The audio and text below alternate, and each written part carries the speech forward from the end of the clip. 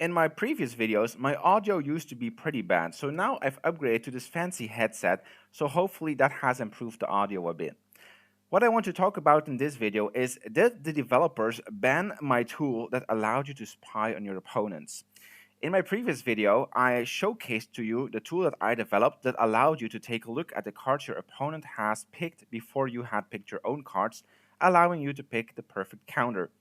So, in the official Splinterlands Discord, Cryptomancer, one of the developers of the game, announced that remove the ability to set the way to reveal team setting. This is now always on for all battles done through the website. And indeed, if we go to the Splinterlands website and we head over to settings, we can see that this setting has removed. You can no longer determine yourself if your team is sent to the blockchain or not before your opponent has picked his cards. Okay, so that should basically make my tool useless, right? Well, not really. So, for a couple of reasons. The first one is that I've noticed that in some cases, the cards that my opponent is using are still being sent to the blockchain. So, I'm not really sure why that is or what that is. Perhaps that's a bug that the developers still have to fix, but in around 10% of the cases, it still happens. Now, it happens in some specific cases, and I have two theories as to why this might be the case. As you might have noticed, Cryptomancer said that it only happens for battles that are sent through the website. So perhaps people who are using the mobile application or bots, which do not directly interact with the browser, might still be affected and still have their cards sent to the blockchain. The second possibility might be that it's only affecting bots, because one thing that I've noticed is that whenever I'm able to see the cards that my opponent is using, it's because his cards are like immediately visible. So a human could never pick his cards that fast. So that's why I'm thinking it might be bots that are still affected by this. So if you don't like bots and you want to counter them perfectly, you can still use my tool. So those are some of the reasons why the tool might still be useful, but there's also some additional reasons. So for the past week, I have not really been making a lot of videos. That is because I've been busy developing my tool further. So my tool is called Splinter Viewer, and you can head over to splinterviewer.com in order to take a look. Now, there's already a screenshot over here which will show you what you can expect. But so what does my tool do right now? It shows you a lot more information. It shows you basic information about your opponent and also on what quest he's working. So if he's working on, for example, a fire quest, yeah, then you know that the chance is a lot higher that he will be using this fire splinter. Additionally, you'll also be able to look at all of the cards in his collection that he can play. So if you're afraid of your opponent using Mylar Crowling, a very powerful card in the lower leagues, well, you can just check his card collection and see if he has the card. Lastly, the tool will also show you the 20 most recent battles that your opponent has played, what cards he picked, and under which circumstances. So that should give you a pretty good idea as to how your opponent plays the game and can allow you to counter him a lot easier. Now, previously, my tool did not work in tournaments because this setting where your cards are sent to the blockchain was prevented. However, this new tool, all of these new features also work in tournaments. So that also makes it a lot more powerful because, of course, the stakes at a tournament are a lot higher. So, like I mentioned, there's still the possibility that the cards are sent to the blockchain. That feature, of course, does not work in tournaments. And for normal rank matches, it will work in about 10% to 20% of your matches. So I suggest that we just take a look and head over to Splinterlands, click on Battle, and I'll show you how the tool works. So first of all, you click on Battle and you seek an enemy. The moment you found an enemy, you go to splinterviewer.com, you type in your name, and you click on Battle. Then my tool is fetching the information and will automatically be displayed to you. Now, as you can see, this is one of those instances where the cards that my opponent are picked are still visible. So it turns out his cards were still transmitted to the blockchain. And what you also might have noticed is that his cards were immediately visible, which indicates that he picked his card instantly. And that's a very strange thing to do for a human. Like, I would never be able to pick my cards this fast, so that's why I have it's a good guess to think that this is a bot playing, and that is the reason why we're still able to see his cards. But keep in mind, this cards picked is certainly not always visible, only in about 10 to 20% of my matches.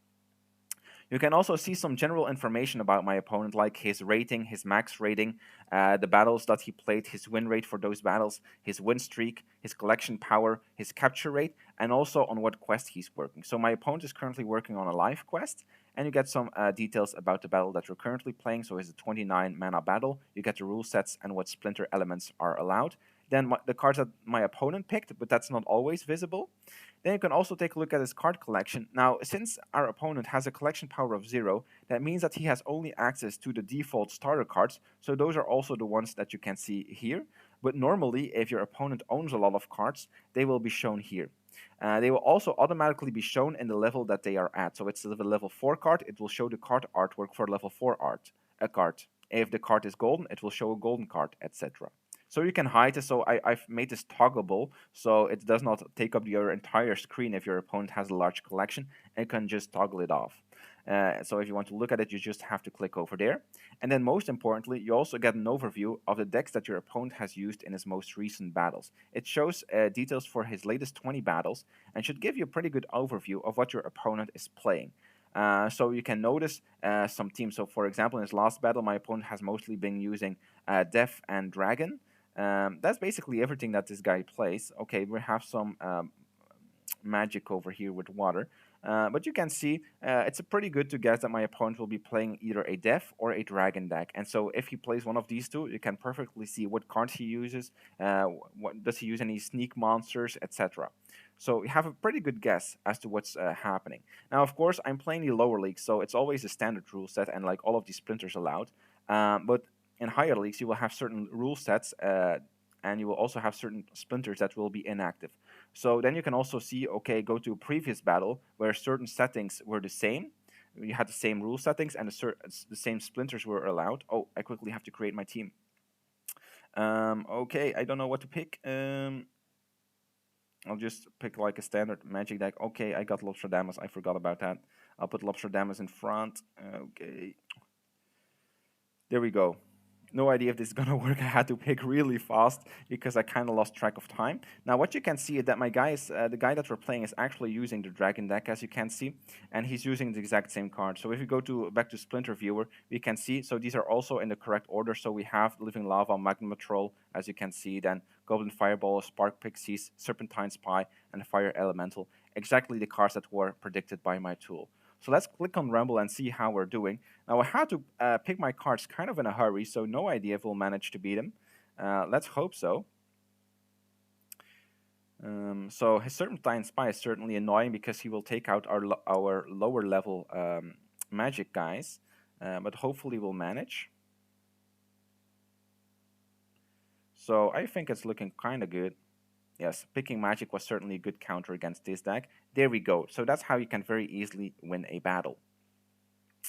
Okay, so what I was telling, this tool will allow you to take a look at the previous battles that were being played by this opponent and what cards he used. And so if you're currently playing a certain rule set, it might be very useful to go back in previous battles with similar rule sets and similar splinters allowed to have a look, okay, what did my opponent play back then and what can I anticipate? So that's of course very useful.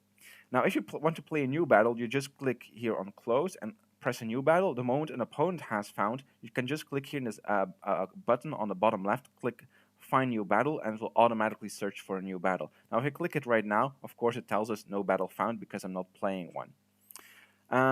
So one thing that I also want to showcase, I have some code here from the API just to give you guys some insight as to how this all works. So what you can see here, so of course this one not for the battle that we've played right now, it was for a previous battle that I played against this guy, Sashin. And so this guy, his team was not visible because you can see here team, it tells us null. So that means his team was not submitted to the blockchain and I was not able to view it, but what was submitted was this here, the team hash. Now, if you're somewhat familiar with cryptocurrency or cryptography, then you might know if you put a certain amount of data through a cryptographic algorithm, it will output a hash. And whenever you input the same information, the same hash will be put out. So that allows the game to verify that the cards that were actually submitted are the same as the ones that are being played in the game, and that basically prevents any cheaters from doing malicious stuff because this hash will be checked. Now, the other thing about a hash is that it's very hard, if not impossible, to reverse engineer. So the Steam hash contains information about all of the cards that my opponent picked, but it's almost impossible, like I mentioned, impossible, it's really impossible to do so, to reverse engineer this and extract the cards that my opponent used just only using this hash. So that's not possible, but the moment this hash is visible, I know that the opponent has submitted their team, and I'm not able to see it. Now, this has a downside because this hash, sure, only using this hash, the game only knows that you've submitted a team, but it does not know what cards. So if you're trying to complete a certain quest, but the actual team is never sent to the blockchain because your opponent never submitted his cards, well, then the game does not know what cards you submitted, and you will not get credited for your quest. Now, before, the game used to send always the team automatically to the blockchain, and they did that to limit the amount of actions that had to be sent to the blockchain. Because right now, a hash needs to be sent to the blockchain, and then later on also the team. So that's two actions, and you could reduce that to one action just by simply sending over the team immediately. But of course, then spying tools were possible. Now, in some sense, yes, the developers have banned my tool, but I must say, that also comes with a positive, right? Because if I wouldn't have made this tool public, the developers might not have reacted to it, and this functionality might still exist in the game and could be used by other people or could be used by bots, and you might not have even been aware of it. So right now, it's out there in the open. I'm being public about what exists and what's possible. And so the developers made an update, basically removing this from the game, and now you're a lot safer. So in a sense, this all has gotten a positive outcome. Now, the new tool that I've developed, splinterviewer.com, is a lot less likely to be banned because most of the information that it displays, like your card collection, what quest you're working on, or what decks you used in the past, yeah, that's kind of expected to be public information, I assume, and it feels a lot less like cheating. Of course, it's hard to define what's cheating, what's not cheating. There are no official rules for Splinterlands as far as I know. So something that would be cheating is like altering your cards and giving them like max stats. Of course, that is not how my tool works. It just displays public information. If that's cheating, I think that's something that you have to determine for yourself. It certainly will give you an edge, but it's also something you could just look up on the blockchain without using my tool. So it's out there and everyone can do this. So I am telling you, be aware that other people are able to view this information. They can use my tool, which makes it really easy to do, or you could look up the information on the blockchain as well if you're somewhat tech savvy. So know that's public information and keep that in mind whenever designing or picking the teams going into battle. Now, if you'd like to use this specific tool, it's unfortunately not free, so you have to pay a little fee, although it's quite inexpensive, I believe. So there's a one-day option, a weekly option, and a monthly option. So for one day, you pay 95 DEC. That's like if you want to test out the tool, see how it works, okay. If it's not your thing, you've only access for one day, so you haven't really wasted a lot. If you want to commit a little bit more, then you can go for a 7 days license or a 30 days license. So for the 30 days, it's only an equivalent of 33 DEC per day, which I think is kind of cheap, especially considering that this tool is usable in tournaments. Now, of course, I'm always looking to improve the tool. So if you have any suggestions as what you'd like to see, be sure to put that down below in the comments, and I'll try to take them into consideration. And so everything is, of course, up to change. So everything that I've shown here, no guarantees that it will stay the same way. That's how it is right now, the tool. I'm still making it better. These prices might change. Everything is up as how the situation changes. But like I mentioned, it's a lot less likely to be banned right now, the tool, because the information is expected to be more public, right? And it feels a lot less like cheating, even if I do say so myself. But of course, make up your own mind about that. So if you want to go for one of these options, like if you want to go for the 30 days option, you just click on the buy button, and you can securely confirm the transaction using Hive Keychain. That's a browser extension. So you just click on confirm here. As you can see, confirm the purchase of 30 days Splinter Viewer license for 995 DSC. You click on confirm, and then you can see the transaction has been broadcasted successfully. Okay.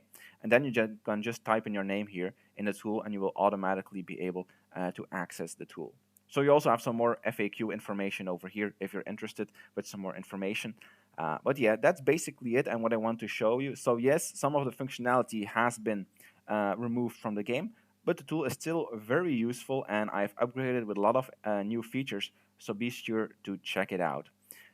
If you have never played Splinterlands before, Splinterlands is a play-to-earn game.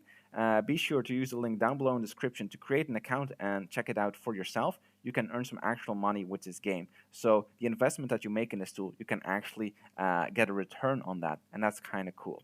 Also, don't forget to subscribe to the channel, like the video, and I'll see you next time. Take care.